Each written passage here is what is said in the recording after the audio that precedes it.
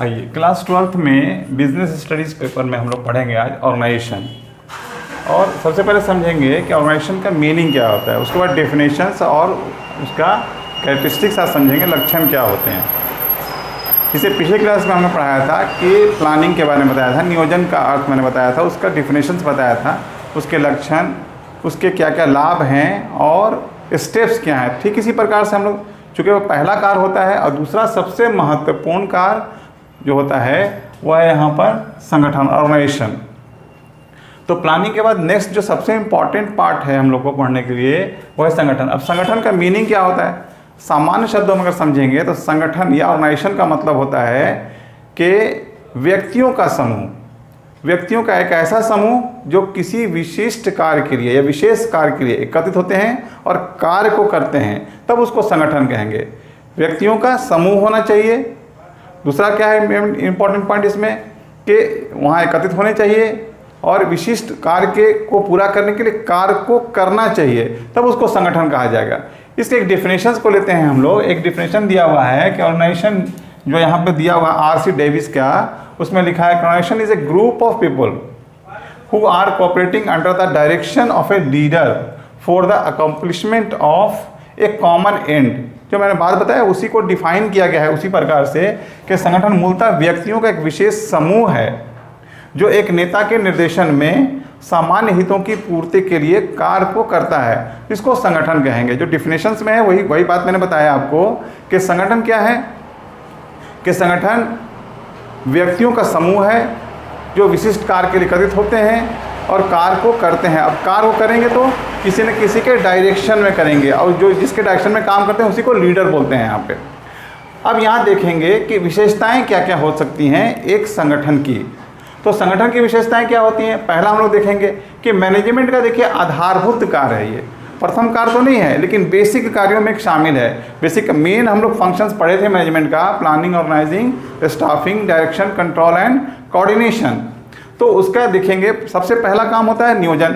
नियोजन देखिए जब भी कार्य होगा, नियोजन करने के बाद उस कार्य को पूरा करने के लिए व्यक्तियों की आवश्यकता पड़ेगी।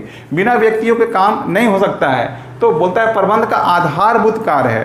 तो किसका कार्य है, मैनेजमेंट का बेसिक फंक्शंस है, आधारभूत कार्य है और इसमें व्यक्तियों के माध्यम से ही कार्य को हम लोग पूरा करते हैं। हमने बताया भी था कि देखिए बहुत ही आधुनिक युग है, मशीन का युग है, लेकिन फिर भी मशीन को संचालित करने के लिए व्यक्तियों की आवश्यकता होगी, बिना व्यक्ति के कार्य नहीं हो सकता। तो पहला इसमें लक्षण हम लोगों ने पढ़ा कि बेसिक फंक्शंस ऑफ मैनेजमेंट है। दूसरा इसमें क्या है, अ ग्रुप ऑफ इंडिविजुअल्स है। देखिए व्यक्तियों का समूह है। हम लोग कह सकते हैं कि इसकी विशेषताएं में दूसरा विशेषता क्या हो सकता है कि व्यक्तियों का समूह होगा। देखिए जानवरों के समूह को या किसी अन्य जो है मशीन के समूह को, जानवरों के समूह को हम लोग संगठन नहीं कह सकते हैं। कई बार देखते हैं हम लोग कि जानवर भी समूह में रहते हैं और समूह में देखिए, लेकिन समूह, जानवरों के समूह को क्या है, संगठन नहीं कर सकते। संगठन के लिए क्या होना चाहिए, व्यक्तियों का ही होना चाहिए, नेचुरल पर्सन्स का ही समूह होना चाहिए। तो व्यक्तियों का ही समूह क्या कहलाएगा, संगठन कहलाएगा। तो संगठन की दूसरी विशेषता क्या है, व्यक्तियों का होना चाहिए, समूह होना चाहिए लेकिन किसका, व्यक्तियों का होना चाहिए। फिर तीसरा इसमें उद्देश्य होता है कि सामान्य उद्देश्य होना चाहिए। हमने शुरू में ही बताया कि व्यक्तियों का ऐसा समूह जो सामान्य उद्देश्य की पूर्ति के लिए कार्य करता हो, तब उसको समूह कहेंगे। अगर सबका हित अपना अपना होगा, सब अपने हितों के लिए कार्य करते होंगे, सबका अपना उद्देश्य होगा और अपने अपने उद्देश्यों की पूर्ति के लिए अगर कार्य करते हैं तो उसको संगठन नहीं कह सकता है। यहाँ पे कॉमन गोल होना चाहिए, एक सामान्य उद्देश्य की पूर्ति के लिए मिलकर के काम करते हैं जब, तब उसको संगठन कहेंगे। और इसमें कोऑर्डिनेशन भी होना चाहिए। नेक्स्ट पॉइंट मैंने डाला है कोऑर्डिनेशन बिटवीन पीपल। जो व्यक्ति होते हैं समूह के अंदर, उन सभी व्यक्तियों के अंदर क्या होना चाहिए, कोऑर्डिनेशन होना चाहिए, समन्वय होना चाहिए। बिना समन्वय के हम लोग उसको संगठन नहीं कह सकते हैं। तो कोऑर्डिनेशन भी एक इसके प्रमुख विशेषता है संगठन का।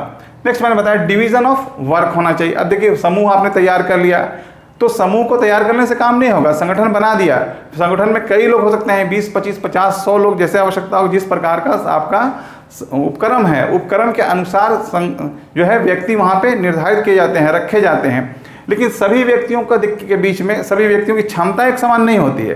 तो जो व्यक्ति जिस योग्य होता है उसको उसके अनुसार कार्य भी सौंपे जाते हैं। तो डिवीजन ऑफ वर्क होता है यहाँ पे। समूह के अंदर अनेक व्यक्ति होते हैं, लेकिन हर व्यक्ति एक ही काम को नहीं करेगा, हर व्यक्तियों का कार्य अलग अलग होता है। तो जो काम है, अब संगठन का कोई एक कार्य है तो उस उद्देश्य तो एक है, जैसे उत्पादन करना है मान लीजिए किसी वस्तु का, तो उत्पादन के लिए देखिए आपको मटेरियल भी परचेस करना होगा, फाइनेंस की भी आवश्यकता होगी, माल को उत्पादन करके बेचना भी होगा। तो सबका कार्य बटा हुआ है यहाँ पर।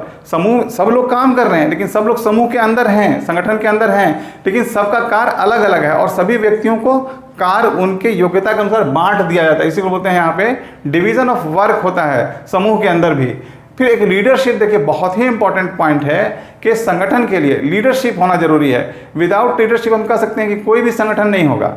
अगर समूह में 25, 50 या 10 लोग हैं, आवश्यकता के अनुसार समूह छोटा भी हो सकता है, बड़ा भी हो सकता है, लेकिन उसमें लीडरशिप अवश्य होगा। मैंने कोई किसी न किसी के निर्देशन में, उसके निर्देशन में कार्य होते रहते हैं। तो जिसके निर्देशन में कार्य होते हैं उसको हम लोग बोलते हैं लीडर। प्रबंध के अंदर हम लोग उसको मैनेजमेंट शब्द प्रयोग करते हैं, प्रबंधक कहते हैं, लेकिन प्रबंधक ही क्या है?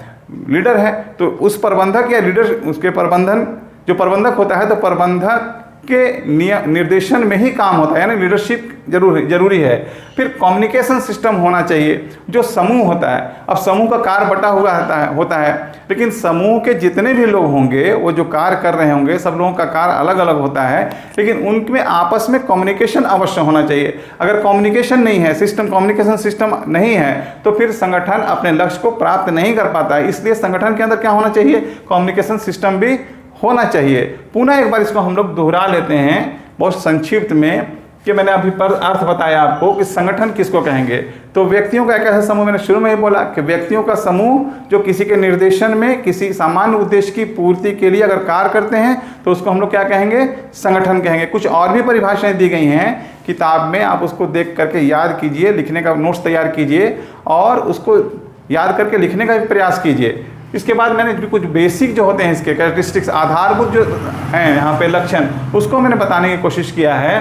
पहला मैंने बताया है कि प्रबंध का आधारभूत कार्य है कौन सा? संगठन। दूसरा क्या है? ग्रुप होता है किसका? व्यक्तियों का। तो व्यक्तियों का ही समूह जो है क्या कहलाएगा? संगठन कहलाएगा। किसी सामान्य उद्देश्य की पूर्ति के लिए काम करते हैं। तो आप पॉइंट बनाए, मैंने पॉइंट बनाया कॉमन गोल, सामान्य उद्देश्य। फिर उन समूह के बीच में जो व्यक्ति होते हैं उसके बीच में क्या होना चाहिए? समन्वय होना चाहिए, कोऑर्डिनेशन होना चाहिए, डिवीजन ऑफ वर्क होना चाहिए। अनेक लोग हैं, लेकिन हर व्यक्ति की क्षमता अलग अलग होती है, तो उनके अनुरूप, उसके अनुरूप ही उनको कार्य का बंटवारा भी होना चाहिए। और एक पॉइंट मैंने बहुत इंपॉर्टेंट बताया था इसको, कि ज़रूर किसी भी संगठन के अंदर निश्चित रूप से लीडरशिप होना अनिवार्य है, और उनके बीच में क्या होना चाहिए? ये कम्युनिकेशन सिस्टम भी होना चाहिए। अब नेक्स्ट क्लास में इसका मेरिट्स वगैरह पढ़ेंगे, स्टेप्स को पढ़ेंगे हम लोग। ओके।